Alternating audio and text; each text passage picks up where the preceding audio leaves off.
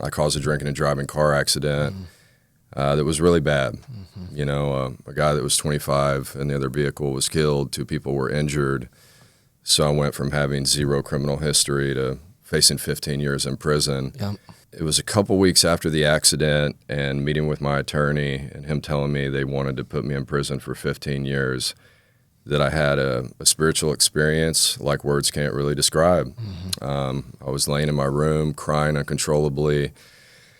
It was 12 o'clock in the afternoon, and I just was laying there just bawling my eyes out, and I just started begging God for help. Please, God, help me. Please, God, help me. I can't live like this. And I don't know how to describe it other than it felt like I was talking to myself, like it was coming from within. And basically, it just said, John, I've given you a gift. You're going to help young people, and you're going to be okay.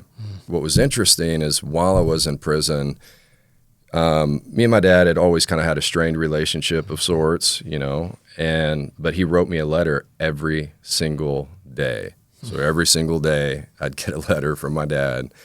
And one of these letters said, hey, John, I met this guy in Dallas, and he owns this, he called it a halfway house, you know, maybe he said sober living home, but he said, I think you ought to open one of these whenever you get out. And so, yeah, we finally opened the first house in February of 2013. The depth of that story is incredible. It gives you immense credibility when you're working with a lot of people.